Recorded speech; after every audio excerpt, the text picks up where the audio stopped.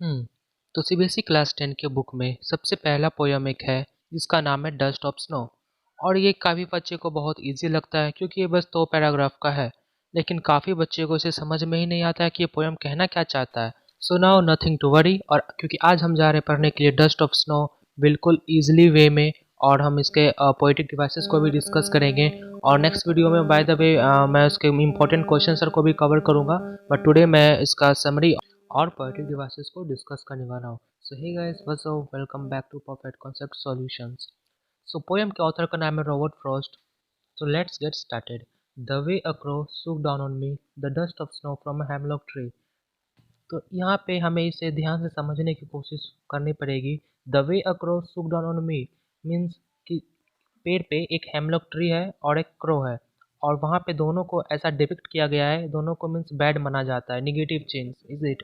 मतलब यदि हम हमारे इंडिया में देखो ऐसा कहा जाता है ना कि काली बिल्ली यदि रास्ता काट देगी तो हमारा आज का दिन खराब चल जाएगा। तो सेम वैसे ही ये जो है पोयम जो है ऐसा डिपिक्ट कर रही है, रॉबर्ट फोर्ड जो है ऐसा डिपिक्ट कर रहे हैं हेमलॉक ट्री और क्रो को लेके हुए।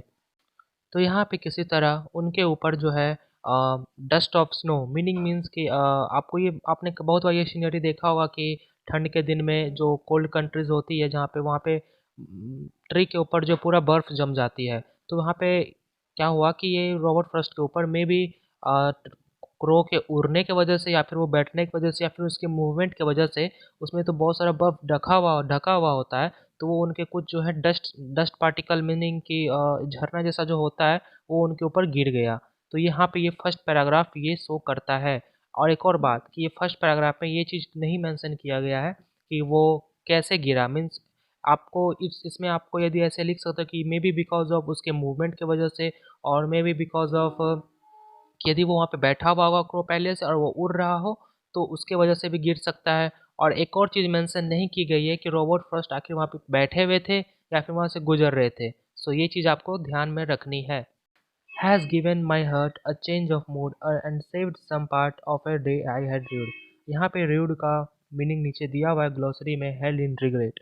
और गाइस आपको एक बात याद रखना कि आपको मीन्स इसका कोई वर्ड दे दिया जाएगा उसका मीनिंग भी लिखने आ सकता है। सो वर्ड पे भी आपको ध्यान देना है, और स्पेशली यदि जिसका मीनिंग दिया हुआ है बुक में लाइक दिस वन र्यूड, तो इसे आपको मीन्स 100% आपको याद रखना, भूलना नहीं है। सो सेकंड पैराग्राफ में ऐसा बोला जा रहा है कि has given my heart a change of mood. यहाँ पे सेकंड पैराग्राफ में उनका मूड में चेंज बता रहा है। And some saved some part of a day I had rued.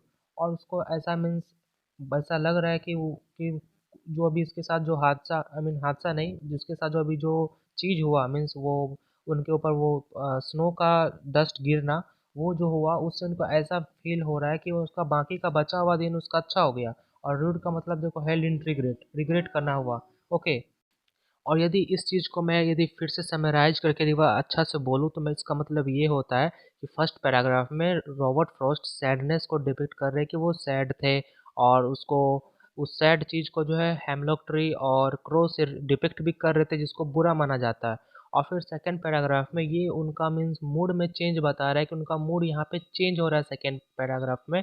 और वो क्यों हो रहा है उसके बारे में भी मैंने आपको बताया, क्योंकि उन्हें एक्चुअली नेचर का चीज़ देख के उन्हें ऐसा फ़ील हुआ कि यार कि नेचर का चीज़ हम बस झूठ का मीन्स ऐसा बना के रखे हुए हैं कि इसके वजह से मीन्स हमारा यदि बिल्ली रास्ता काट देगी तो ये हमारा दिन पूरा ख़राब चला जाएगा। तो ऐसा कुछ नहीं है, क्योंकि देखो बिल्ली तो वो यदि क्रॉस कर रही है तो वो क्या ये सोच कर थोड़ी कर रही है कि मैं आज इस आदमी का दिन ख़राब कर दूंगा। बिल्कुल नहीं, ऐसा बिल्कुल नहीं होता। सो यही रॉबर्ट फ्रॉस्ट कहना चाहते हैं इस पोएम के थ्रू। एक और मतलब वो कहना चाहते हैं कि कभी-कभी जो छोटी-छोटी चीज़ होती है हमें बहुत खुशियाँ दे सकती है, और कभी छोटी-छोटी चीज़ हमें पूरा मतलब आप हमारा स्टेट ऑफ माइंड को चेंज कर सकता है। जैसा कि देखो अब पूरी दुनिया मीन्स पूरा पूरा दुनिया उसको सैड सैड माना चाहता है, नेगेटिव चीज़ माना जाता है कि क्रो जो है वो बहुत नेगेटिव चीज़ है, हेमलॉक ट्री पूरी नेगेटिव चीज़ है। लेकिन वही नेगेटिव चीज़ रॉबर्ट फ्रॉस्ट का मूड को चेंज कर दिया, एक हैप्पीनेस में कन्वर्ट कर दिया। अचानक से नेचर से उन्हें मतलब अच्छा लगने लगा, उनका बचा हुआ दिन को अच्छा बना दिया। क्योंकि वो रॉबर्ट फ्रॉस्ट के दिमाग में ऐसा लग रहा था कि यार स्टार्टिंग खराब हुआ है तो पूरा दिन खराब हो जाए, तो ऐसा नहीं है। तो ये हमारे हम ह्यूमंस की मीन्स एक तरह से कह सकते हो कि एक प्रॉब्लम है कि हम ह्यूमंस लोग उसको झूठ का डिपिक्ट करते हैं कि ये हमारे लिए सही नहीं है, लेकिन एक्चुअली ऐसा बिल्कुल नहीं होता। So that's all about the poem, और पोएम की यही समरी है। और मैं आपको अब रैमिंग स्कीम बताता हूँ। तो चलो हम स्टार्ट करते हैं क्रो वर्ड से। हम देखेंगे यहाँ पे क्रो से राइमिंग वर्ड कौन है।